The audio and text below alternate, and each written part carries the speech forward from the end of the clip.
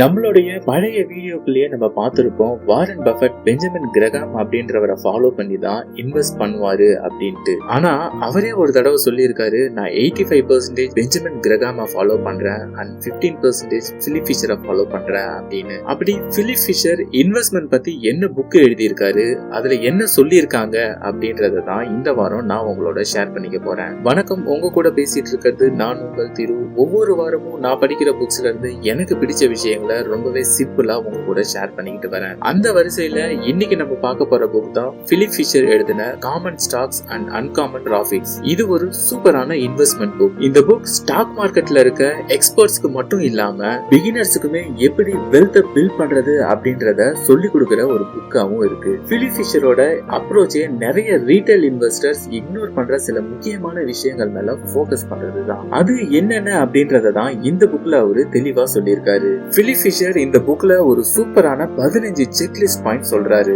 இந்த 15 பாயிண்ட் தான் நீங்க எந்த ஒரு ஸ்டாக் வாங்குறதுக்கு முன்னாடியும் பார்க்கணும் அப்படின்னு சொல்றாரு. அது என்னென்னன்றத ஒன் பை ஒன்னா பார்ப்போம். முதல் பாயிண்ட், நீங்க இன்வெஸ்ட்மெண்ட் பண்ண போற கம்பெனில கரெக்டா இருக்கிற ப்ராடக்ட்ஸ் அண்ட் சர்வீஸை வச்சு ஃபியூச்சர்லயும் நல்ல சேல்ஸ் பண்ண முடியுமா அப்படின்றத பார்க்கணும். உதாரணத்துக்கு நம்ம டிமார்ட் எடுத்துப்போம். 2010ல டிமார்ட்டுக்கு ஒரு சில ஸ்டோர்ஸ் தான் இருந்துச்சு. ஆனா இந்தியாவில ரீட்டைல் மார்க்கெட்டுக்கு நல்ல பொட்டன்ஷியல் இருந்ததால இப்ப வரைக்குமே டிமார்ட் நல்லாவே க்ரோ ஆயிட்டு இருக்கு. ரெண்டாவது பாயிண்ட், நீங்க இன்வெஸ்ட் பண்ண போற கம்பெனிக்கு இனோவேஷனுக்கு முக்கியத்துவம் கொடுக்கறாங்களா அப்படின்றத பார்க்கணும். இனோவேஷனை வச்சு நிறைய நியூ ப்ராடக்ட்ஸ் உருவாக்குறாங்களா அப்படின்றதையும் பார்க்கணும். உதாரணத்துக்கு டாடா மோட்டார்ஸ் எடுத்துக்கிட்டோம் அப்படின்னா, இண்டிகா கார் சூப்பரா போனதுக்கு அப்புறமும் அதோட நிறுத்தாம இனோவேட்டிவா யோசிச்சு நெக்ஸான் மாதிரியான எலக்ட்ரிக் வெஹிக்கிளை உருவாக்கிட்டு இருக்காங்க. ஆனா இதுவே பிஎஸ்என்எல் எடுத்துக்கிட்டீங்க அப்படின்னா 2005 வரைக்குமே அவங்க நல்ல டாப்ல தான் இருந்தாங்க. ஆனா அதுக்கப்புறமா இனோவேட்டிவா எதுவுமே பண்ணாததால அவங்க மார்க்கெட் ஷேரை இழந்துட்டாங்க.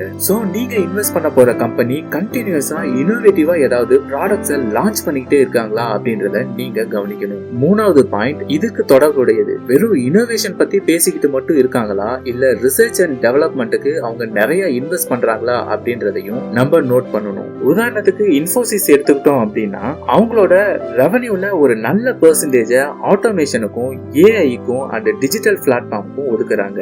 அதுதான் அவங்கள அடுத்தடுத்த கட்டத்துக்கு எடுத்துட்டு போகுது. அடுத்ததா நாலாவது பாயிண்ட், நம்ம இன்வெஸ்ட் பண்ண போற கம்பெனில சேல்ஸ் டீமும் டிஸ்ட்ரிபியூஷன் டீமும் எப்படி இருக்கு அப்படின்றத நம்ம பார்க்கணும். என்னதான் ஒரு கம்பெனி சூப்பரா ப்ராடக்ட் வச்சிருந்தாலும் கஸ்டமர்ஸ் சரியான டைம்ல ரீச் பண்ண முடியலன்னா அந்த கம்பெனினால வளரவே முடியாது. சோ இந்த கம்பெனில சேல்ஸும் டிஸ்ட்ரிபியூஷன் டீமும் நல்லா இருக்கா அப்படின்னு பார்க்கணும். உதாரணத்துக்கு ஏசியன் பெயிண்ட்ஸ் எடுத்துப்போம். ஏசியன் பெயிண்ட்ஸ் அதனுடைய பெயிண்ட் குவாலிட்டினால மட்டுமே சக்சஸ் ஆகல. அந்த கம்பெனியோட சேல்ஸும் டிஸ்ட்ரிபியூஷன் நெட்வொர்க்கும் வேற லெவல்ல இருக்கும். அவங்க இந்தியாவில மட்டுமே 70,000க்கும் மேல டீலர்ஸ் வச்சிருக்காங்க. அவங்களுடைய இன்வென்டரியும் டிமாண்டையும் மேனேஜ் பண்றதுக்கு நிறைய டூல்ஸ் வச்சிருக்காங்க. அவங்களுடைய டெலிவரி சிஸ்டம்ன்றது ரொம்பவே ஃபாஸ்டா இருக்கும். சில டைம் 24 மணி நேரத்துக்குள்ளேயே அவங்க டெலிவரி பண்ணிடுவாங்க. அடுத்தது முக்கியமா அவங்களுடைய சேல்ஸ் டீம். அவங்க முன்னேறது மட்டும் இல்லாம ரீட்டைலர்ஸ் முன்னேறதுக்கும் ஹெல்ப் பண்றாங்க. அடுத்ததா அஞ்சாவது பாயிண்ட், நம்ம இன்வெஸ்ட் பண்ண போற கம்பெனில ப்ராஃபிட் மார்ஜின் நல்லா இருக்கா அப்படின்றதையும் நம்ம பார்க்கணும். வெறும் மணி மேக்கிங் மட்டும் கிடையாதுங்க. அதை வச்சுதான் ஒரு கம்பெனியோட பிசினஸ் எஃபிஷியன்சியை நம்மளால கண்டுபிடிக்க முடியும். ப்ராஃபிட் மார்ஜினை எப்படி கால்குலேட் பண்ணுவாங்க அப்படின்னா, net profit divided by revenue multiple by 100. என்னதான் ஒரு கம்பெனி நிறைய சேல்ஸ் பண்ணாலும் என்ன ரொம்ப முக்கியம் அப்படின்னா, எக்ஸ்பென்ஸ் எல்லாம் பே பண்ணதுக்கு அப்புறமா எவ்வளவு ப்ராஃபிட் கையில இருக்கு அப்படின்றதுதான். சோ நம்ம பார்க்க வேண்டியது எல்லாம் மத்த காம்படிட்டர்ஸை விட நம்ம இன்வெஸ்ட் பண்ண போற கம்பெனில ப்ராஃபிட் மார்ஜின் பெட்டரா இருக்கா அப்படின்றதா. சோ ப்ராஃபிட் மார்ஜின் இருக்க கம்பெனி எல்லாம் ஐஸ் மேல நடக்கிற மாதிரி தான். ஏதாவது ஒரு சின்ன இஷ்யூ வந்தாலே, உதாரணத்துக்கு ரா மெட்டீரியல் காஸ்ட் இன்க்ரீஸ் ஆகுறது, இல்ல லோ டிமாண்ட், இந்த மாதிரியான நேரத்துல நிறைய அவங்க ஸ்ட்ரகிள் பண்ணுவாங்க. இதுவே ஹை ப்ராஃபிட் மார்ஜின் வச்சிருக்க கம்பெனி எல்லாம் ரொம்பவே ஸ்ட்ராங்கா இருப்பாங்க, ஸ்டேபிளா இருப்பாங்க அண்ட் சீக்கிரமாவே வளருவாங்க. இதுக்கு உதாரணம் பாத்தீங்கன்னா, இன்ஃபோசிஸ் அவங்களுடைய ப்ராஃபிட் மார்ஜினை எப்பவுமே கன்சிஸ்டன்டா 20% மேல இருந்திருக்கு. அதனாலதான் இன்னைக்குமே லாங் டர்ம் இன்வெஸ்டர்ஸ்க்கு இன்ஃபோசிஸ் ஸ்டாக் ஒரு ஃபேவரட்டாவே இருக்கு. அடுத்ததா நம்ம லாஸ்டா பார்த்த இந்த ப்ராஃபிட் மார்ஜின் இருக்கு இல்லையா, இந்த ப்ராஃபிட் மார்ஜினை இம்ப்ரூவ் பண்றதுக்கோ இல்ல மெயின்டைன் பண்றதுக்கோ நம்ம இன்வெஸ்ட் பண்ண போற கம்பெனிஸ் என்ன பண்றாங்க அப்படின்றத நம்ம கவனிக்கணும். அவங்க காஸ்ட ரெடியூஸ் பண்றதுக்கு ஆட்டோமேஷன்ல இல்ல டெக்னாலஜில அதிகமா இன்வெஸ்ட் பண்றாங்களா, நிறைய ஹையர் காஸ்ட் பிரீமியம் ப்ராடக்ட்ஸ் உருவாக்குறாங்களா, இந்த மாதிரி சில விஷயங்கள்லாம் நம்ம கூர்ந்து கவனிக்கணும். ஏன்னா ப்ராஃபிட் மாறுச்சுன்னா இம்ப்ரூவ் பண்றதுக்கு எதுவுமே பண்ணாத கம்பெனிஸ்லாம் இப்ப வேணா நல்லா ப்ராஃபிட் பண்ணலாம், ஆனா ஃபியூச்சர்ல ரொம்பவே கஷ்டப்படுவாங்க. ஆனா கண்டினியூஸா ப்ராஃபிட் மார்ஜினை இம்ப்ரூவ் பண்றதுக்கு ஏதாவது பண்ணிக்கிட்டே இருக்கிற கம்பெனிஸ்லாம் கண்டிப்பா லாங் டேர்முக்கு சஸ்டைனபிளா இருப்பாங்க. உதாரணத்துக்கு HUL ஹிந்துஸ்தான் யூனிலிவர் லிமிட்ஸ் எடுத்துக்கிட்டீங்கன்னா அவங்க கண்டினியூஸா அவங்களுடைய ப்ராஃபிட் மார்ஜினை இம்ப்ரூவ் பண்ணிக்கிட்டே இருக்காங்க. அவங்க நிறைய சப்ளை செயின் ஆப்டிமேஷன்ல இன்வெஸ்ட் பண்றாங்க. அது முக்கியமா அவங்களுடைய டெலிவரி டைமும் காஸ்டும் குறையுது. அண்ட் நிறைய பிரீமியம் ப்ராடக்ட்ஸை இன்ட்ரோடியூஸ் பண்றாங்க. உதாரணத்துக்கு டவ், சர்ஃப் எக்ஸல் இது மாதிரியான பிரீமியம் ப்ராடக்ட்ஸை இன்ட்ரோடியூஸ் பண்றது மூலமா ப்ராஃபிட் மார்ஜினை இன்க்ரீஸ் பண்றாங்க. அடுத்த பாயிண்ட், நம்ம இன்வெஸ்ட் பண்ண போற கம்பெனில இருக்கிற எம்ப்ளாயிஸ் எல்லாம் அந்த கம்பெனியை எப்படி பாக்குறாங்க அப்படின்றத தெரிஞ்சுக்கணும். எந்த ஒரு கம்பெனியும் அது சக்சஸ் ஆகிறதுக்கு ஒரு முக்கியமான காரணம் ஒர்க் ஃபோர்ஸ். சோ அந்த ஒர்க் ஃபோர்ஸ் அதாவது எம்ப்ளாயிஸ அந்த கம்பெனி எப்படி ட்ரீட் பண்றாங்க அப்படின்றதையும் நம்ம தெரிஞ்சுக்கணும். ஹாப்பியான எம்ப்ளாயிஸ் ஒரு கம்பெனில இருந்தாதான் ப்ரொடக்டிவிட்டி பெட்டரா இருக்கும். அட்ரிஷன் ரேட் கம்மியா இருந்தாதான், அதாவது வேலையை விட்டு போற ஆட்களோட எண்ணிக்கை கம்மியா இருந்தாதான் ட்ரைனிங்கும் கம்மியா இருக்கும் அண்ட் ரெக்ரூட்மெண்ட் காஸ்டும் கம்மியா இருக்கும். கம்பெனில ஒர்க் பண்றவங்க மோட்டிவேட்டடா இருந்தாதான் இனோவேஷன் பெட்டரா இருக்கும், கஸ்டமர் சர்வீஸ் பெட்டரா இருக்கும். ஒரு கம்பெனில அதிகமா ஸ்ட்ரைக் நடக்குது இல்ல எம்ப்ளாயிஸ மாத்திக்கிட்டே இருக்காங்க அப்படின்னா அது ஒரு ரெட் பிளாக். அந்த மாதிரியான கம்பெனிஸ்ல இன்வெஸ்ட் பண்றத நம்ம தவிர்க்கணும். இதுக்கு எக்ஸாம்பிளா நம்ம TCS எடுத்துக்கலாம். TCS கம்பெனி அவங்க பர்ஃபார்மன்ஸால ஃபேமஸ் ஆகல, அவங்க எம்ப்ளாயிஸோட அவங்க வச்சிருந்த நல்ல ரிலேஷன்ஷிப்பால தான் அவங்க ஃபேமஸ் ஆனாங்க. இந்தியன் IT இண்டஸ்ட்ரி எடுத்துக்கிட்டீங்க அப்படின்னா TCS தான் லோ அட்ரிஷன் ரேட் இருக்கு. அவங்க கண்டினியூஸா ட்ரைனிங் அண்ட் கரியர் டெவலப்மெண்ட் ப்ரோக்ராம்ல இன்வெஸ்ட் பண்றாங்க. அவங்களுடைய HR பாலிசிஸ் ரொம்பவே லாங் டர்மா ஒரு எம்ப்ளாயி ஃப்ரெண்ட்லியா இருக்கு. அண்ட் TCS கம்பெனி தான் எப்பவுமே பெஸ்ட் ஒர்க் பிளேஸ்க்கான அவார்ட்ஸ் வாங்கிக்கிட்டு இருக்காங்க. அடுத்ததா பிலிப் ஃபிஷர் சொல்ற ஒரு முக்கியமான செக்லிஸ்ட், நீங்க இன்வெஸ்ட் பண்ண போற கம்பெனில லீடர்ஷிப் டீம் எப்படி இருக்காங்க, டிபார்ட்மெண்ட் ஹெட்ஸ் எப்படி இருக்காங்க, அவங்க எல்லாம் எப்படி ஒன்னா ஒர்க் பண்றாங்க அப்படின்றதையும் தெரிஞ்சுக்கிறது. ஒரு கம்பெனில நல்ல லீடர்ஷிப் இருந்தாதான் அந்த கம்பெனி லாங் டேர்ம்ல ஒரு பெட்டரான ஒரு பர்ஃபார்மன்ஸை கொடுக்கும். உதாரணத்துக்கு HDFC பேங்க் எடுத்துக்கிட்டோம் அப்படின்னா சீனியர் மேனேஜ்மெண்ட்ல இருந்து லீடர்ஷிப் டீம் வரைக்கும் கோஆபரேட் பண்ணி ஒர்க் பண்ணுவாங்க. பெருசா எந்த ஒரு கான்ஃபிளிக்ட்ஸும் இது வரைக்கும் வந்ததே கிடையாது.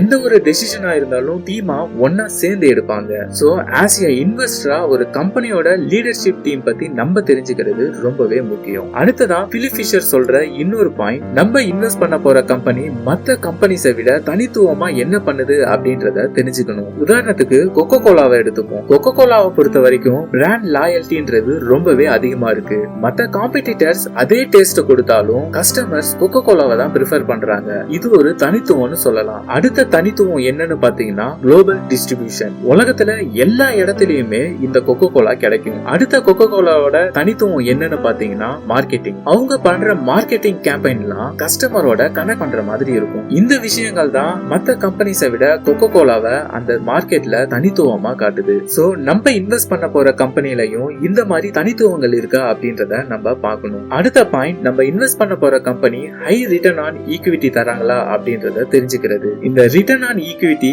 எப்படி கால்குலேட் பண்ணுவாங்க அப்படின்னா net income divided by shareholders equity. ஒரு கம்பெனி எப்படி இன்வெஸ்டர்ஸோட பணத்தை வச்சு ப்ராஃபிட் மேக் பண்றாங்க அப்படின்றத சொல்ற ஒரு மெஷர்மெண்ட் தான் இந்த ROE. உதாரணத்துக்கு பஜாஜ் ஃபினான்ஸ் எடுத்துக்கிட்டோம் அப்படின்னா அவங்க எப்பவுமே 20% ஹையா தான் இந்த ROE வச்சிருக்காங்க. அவங்க அவங்களோட இன்வெஸ்டர்ஸ் இன்வெஸ்ட் பண்ண ஒவ்வொரு ரூபாயும் ப்ராப்பரா யூட்டிலைஸ் பண்ணி அதை லோனா கொடுத்து அது மூலமா நிறைய ப்ராஃபிட் ஜெனரேட் பண்ணிருக்காங்க. சோ ஒரு கம்பெனியோட ROE தெரிஞ்சுக்கிறதுமே ரொம்பவே முக்கியம். அடுத்த பாயிண்ட், ஒரு கம்பெனி எவ்வளவு டெப்ட் வச்சிருக்காங்க, அதாவது கடன் வச்சிருக்காங்க அப்படின்றத தெரிஞ்சுக்கிறது. கடன் இல்லாத கம்பெனிலயோ இல்ல கடன் கம்மியா இருக்கிற கம்பெனிலயோ இன்வெஸ்ட் பண்றதுதான் பெஸ்ட்னு சொல்றாரு பிலிப் ஃபிஷர். ஏன்னா கடன் அதிகமா இருந்தது அப்படின்னா அந்த கம்பெனியால ஃபியூச்சர்ல கன்சிஸ்டன்டா ப்ராஃபிட்டை ஜெனரேட் பண்ண முடியாது. உதாரணத்துக்கு அகைன் HDFC பேங்க் எடுத்துக்கிட்டோம் அப்படின்னா காம்படிட்டர்ஸோட கம்பேர் பண்ணும்போது ரொம்ப கம்மியான கடன் தான் வச்சிருக்காங்க. அதனாலதான் அவங்க இன்னைக்குமே ஒரு மார்க்கெட் லீடரா இருக்காங்க.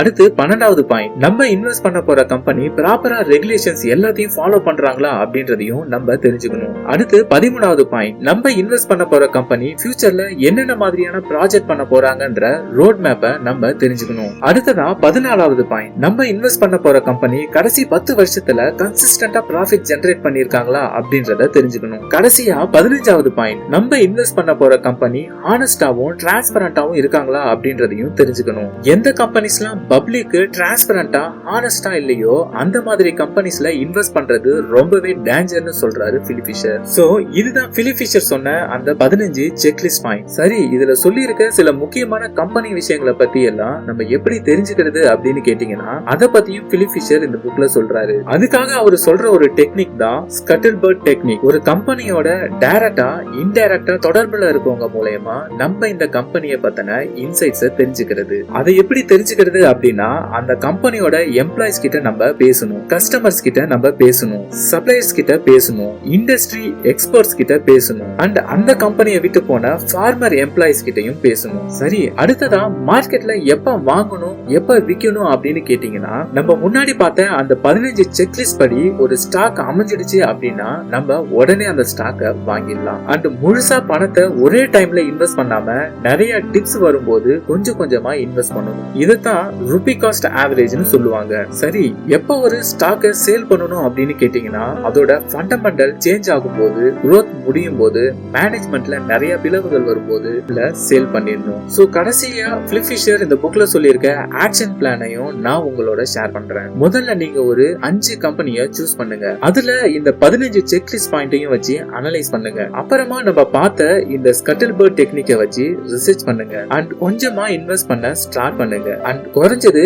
5ல இருந்து 10 வருஷத்துக்காவது பேஷன்ஸா இருங்க. சோ இந்த புக் சம்மரி உங்களுக்கு பிடிச்சிருக்கும்னு நம்புறேன். இந்த புக்கை நீங்க முழுசா படிக்கணும்னு நினைச்சீங்கன்னா பையிங் லிங்கை டிஸ்கிரிப்ஷன்ல கொடுக்குறேன், யூஸ் பண்ணிக்கோங்க. அடுத்த வாரம் வேற ஒரு புக் சம்மரியோட உங்களை சந்திக்கிறேன். அதுவரை உங்களிடமிருந்து விடைபெறுவது உங்கள் தீர்வு. நன்றி, வணக்கம்.